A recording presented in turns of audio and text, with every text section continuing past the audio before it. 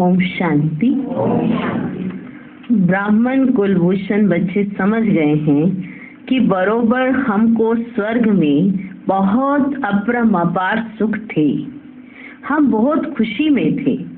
हम जीवात्माएं स्वर्ग में बहुत मस्ती में थे। फिर क्या हुआ? रंग रूप की माया आकर चटकी। विकारों के कारण ही इसको नर्क कहा जाता है। नर्क तो सारा है। अब ये जो ब्रह्मरी का मिसाल देते हैं, ब्रह्मरी और ब्राह्मणी दोनों का काम एक है। ब्रह्मरी का मिसाल तुम्हारे ऊपर है। ब्रह्मरी कीड़े ले जाती है, घर बनाकर उसमें कीड़े डाल देती है। यह भी नर्क है। सब कीड़े हैं, परंतु सब कीड़े देवी देवता धर्म वाले नहीं हैं। सबके सब कीड़े देवी देवता धर्म वाले नहीं हैं। जो भी धर्म वाले हैं सब नर्कवासी कीड़े हैं। इस समय तो सब नर्क में हैं और नर्क में सब कीड़े हैं। अब देवी देवता धर्म के कीड़े कौन हैं? ये कैसे पता पड़े कि ये ब्रह्मा वंशी ब्राह्मणियां हैं जो बैठ भू भू करती हैं? जो देवता धर्म के होंगे वही ठहर सकेंगे, जो नहीं होंगे ठहरेंगे ही नहीं। नर्कवासी कीड़े तो सभी हैं। सन्यासी भी यही कहते हैं कि नर्क का यह जो सुख है कागविष्ठा के समान है। उनको यह पता नहीं है कि स्वर्ग में अथाह सुख है। यहाँ पर 5% सुख और 95% दुख है। तो इसको कोई स्वर्ग नहीं कहा जाएगा। स्वर्ग में तो दुख की बात ही नहीं रहती है। यहाँ तो अनेक शास्त्र, अनेक धर्म तथा अनेक मतें हो गई हैं। स्वर्ग में तो एक ही अद्वैत देवता मत है, एक ही धर्म है। तो तुम हो ब्राह्मणिया, तुम भू भू करती हो।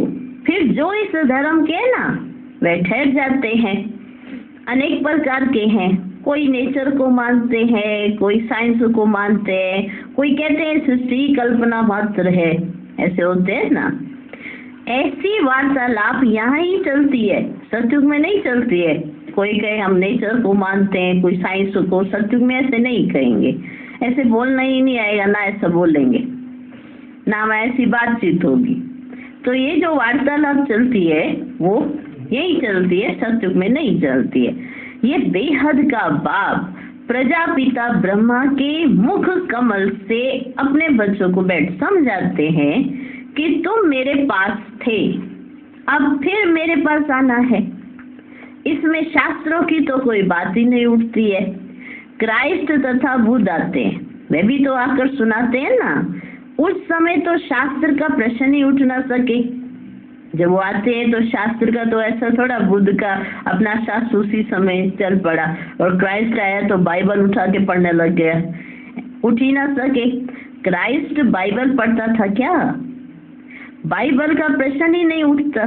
तो बाप कहते हैं बच्चे तुम अपनी हालत तो देखो। माया रावण ने तुम्हारी कैसी हालत कर दी है। समझते भी हैं कि हम आसुरी रावण संप्रदाय। रावण को जलाते परंतु जलते ही नहीं है। रावण का जलना बंद कब होगा? ये मनुष्य को तो पता नहीं है। तुम हो ईश्वरीय संप्रदाय, ईश्वरीय देवी संप्रदाय। तुम बच्चे हो हमारे। अब मैं फिर आया हूँ तुम बच्चों को राजयोग सिखलाने। अनेक धर्म है ना, उनमें से निकालने में कितनी मेहनत लगती है, क्योंकि सब इधर उधर कन्वर्ट हो गए हैं। तो सबको निकालने में कितनी मेहनत लगती है। गीता भी कहाँ से आई? आदि सनातन धर्म जो था उनकी निशानियां कहाँ से निकली? जो फिर ऋषि मुनियों ने बैठ बनाई, जो अब तक सुनते आए हैं। वेद किसने गाए? वेदों का बाप कौन है? बाप कहते हैं कि गीता का भगवान मैं हूँ। गीता माता रची शिव बाबा ने, उससे जन्म लिया कृष्ण ने। गीता माता रची शिव बाबा ने, उससे जन्म लिया किसने? श्री कृष्ण ने। उनके साथ राधे आदि सब आ जाते हैं, उनके साथ राधे भी आ जाते हैं। तो पहले है ही ब्राह्मण। तुम बच्चों को निश्चय है कि वे हमारा मोस्ट बिलवड बाप है, जिसको सब कहते हैं ओ गॉड फादर रहम करो, वो हमारा मोस्ट बिलवड बाप है। भक्त पुकारते हैं कि कैसे दुख से छूटे। अगर भगवान सर्वव्यापी हो, अगर भगवान सर्वव्यापी हो तो फिर पुकारने की तो बात ही नहीं है। मुख्य है गीता की बात। कितने यज्ञ आदि रचते हैं। अब तुम ऐसे पर्चे छपाओ, ऐसे ऐसे ना पर्चे छपाओ। अब कितना अनर्थ हो गया है, जहां तहां देखो गीता लिखते रहते हैं। जिसको दिल आया गीता लिखना शुरू कर दी। गीता किसने रची, किसने गाई, कब गाई, किसने बनाई, कुछ भी पता नहीं है। श्री कृष्ण का भी यथार्थ परिचय नहीं है। बस कह देते हैं जिधर देखो सर्वव्यापी कृष्ण ही कृष्ण है। हाँ, राधे के भक्त होंगे ना तो राधे के लिए क्या कहेंगे? हाँ, सर्वव्यापी राधे ही राधे है। एक निराकार परमात्मा कोई कहे तो भी ठीक है, लेकिन तो श्री कृष्ण को भी कहते, राधे को भी कहते, जो आया गणेश जी को भी कहते, हनुमान जी को भी कहते, जिधर देखो हनुमान ही हनुमान। हाँ, तो जिसको जो आया वो कह के सबको सर्वव्यापी। सबको क्यों सर्वव्यापी कर दिया है? गणेश के लिए भी कहेंगे सर्वव्यापी है। एक ही मथुरा शहर में कोई कहेंगे श्री कृष्ण सर्वव्यापी है और कोई कहेंगे राधे सर्वव्यापी है। एक ही मथुरा शहर में कोई कहेंगे श्री कृष्ण सर्वव्यापी है, राधे सर्वव्यापी है। कितनी मूंज हो गई है। एक की मत ना मिले दूसरे से। एक ही घर में बाप का गुरु अलग तो बच्चे का गुरु अलग। हाँ, वास्तव में गुरु किया जाता है वानप्रस्थ में, तो बाप कहते हैं मैं भी आया हूँ इनकी वानप्रस्थ अवस्था में। दुनिया में तो जितना जो बड़ा गुरु होता है ना, उनको उतना ही नशा रहता है। जो बड़ा, जिसके फॉलोअर्स बहुत ज्यादा होते हैं, उसको उतना ही नशा रहता है। आदि देव को महावीर भी नाम दिया है, हनुमान को भी महावीर कहते हैं। आदि देव भी महावीर और हनुमान भी महावीर। महावीर तो तुम शक्तियां हो, बाप कहते तुम शक्तियां हो महावीर। दिलवाड़ा मंदिर में शक्तियों की शेर पर सवारी है और पांडवों की हाथियों पर। हाँ, शक्तियों की शेर पर, पांडवों की हाथी पर। हाथी पर पांडव, हाँ, और शक्ति शेर पर। पांडव कहते हम शेर हैं, हाँ, पर उनको हाथियों पर दिखाया है। हाँ? शक्तियों को शेर पर। मंदिर बड़ा युक्ति से बना हुआ है। हाँ, हूबहू तुम्हारा यादगार है। तुम तो उस समय होंगे नहीं जो तुम्हारा चित्र दे दे। तुम तो उस समय होंगे ही नहीं ना जब बनाया जा रहा था, नहीं तो तुम्हारा चित्र लगा देते। हाँ, मंदिर तो द्वापर में बने हैं, तो तुम्हारे चित्र कहाँ से आएंगे? कहेंगे हाँ, अगर हम आपका ये वाला चित्र लगा देते जो अभी आपका चेहरा है तो पकड़ के ले जाते, आप ले जाते ना।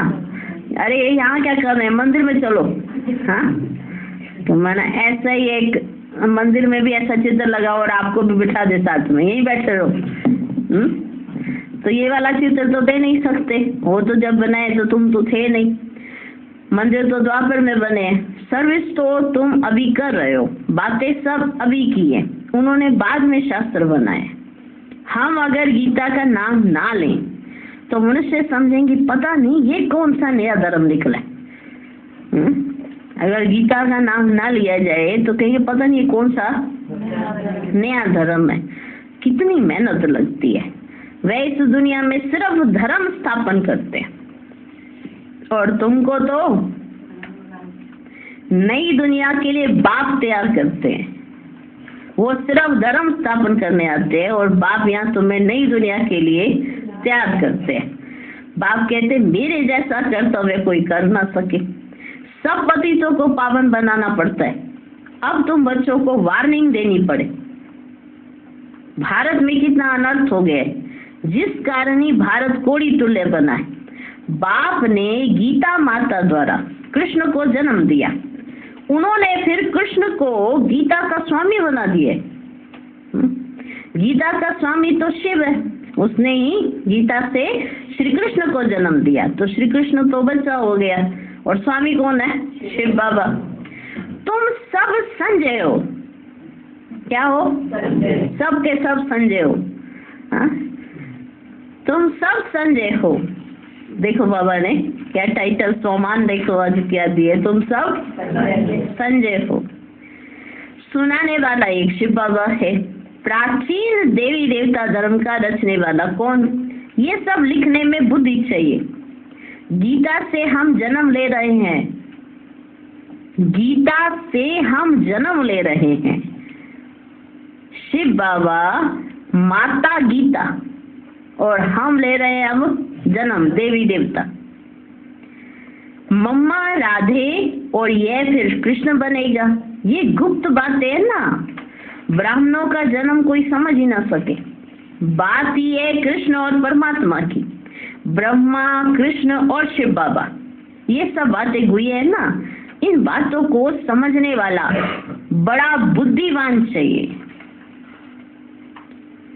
जिनका योग पूरा होगा उनकी बुद्धि पारस बनती जाएगी।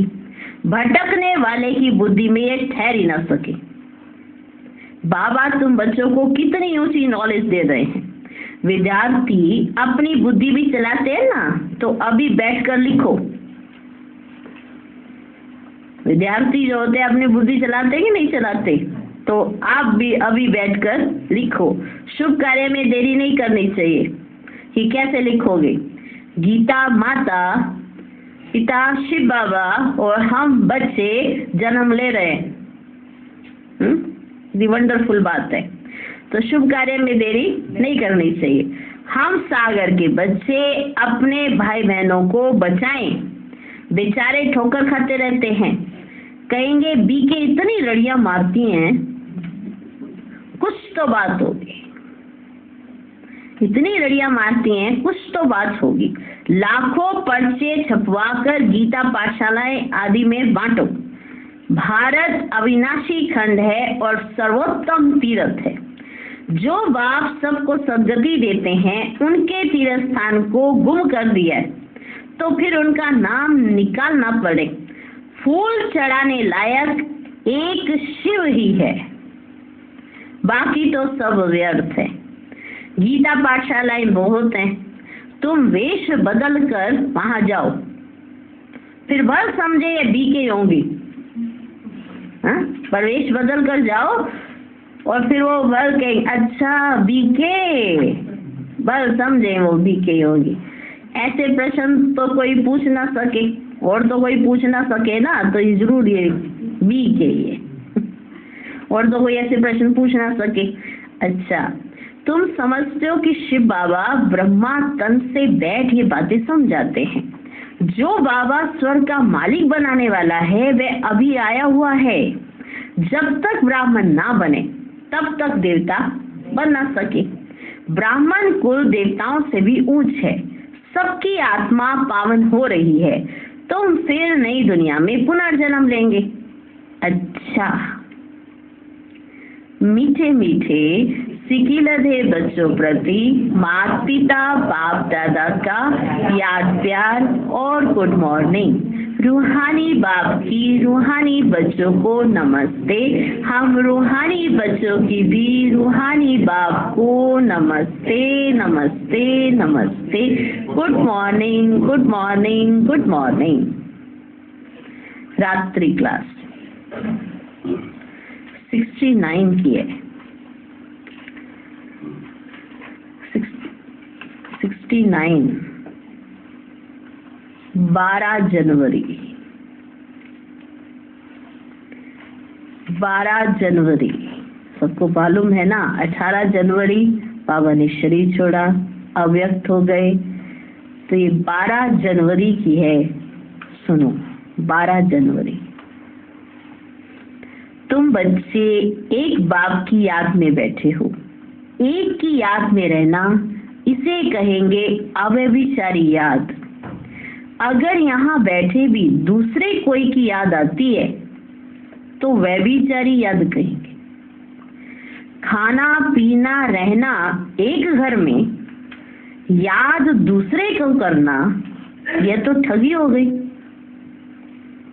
खाना पीना रहना बाप के घर में और याद करना किसी दूसरे को, तो ये तो साफ साफ ठगी हो गई। भक्ति भी जब तक एक शिव बाबा की करते हैं ना, तब तक अव्यभिचारी भक्ति हुई। फिर औरों को याद करना ये व्यभिचारी भक्ति हो जाता है।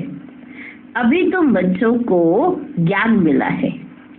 एक बाप कितनी कमाल करते हैं, हमको विश्व का मालिक बनाते हैं, तो उस एक को याद करना चाहिए।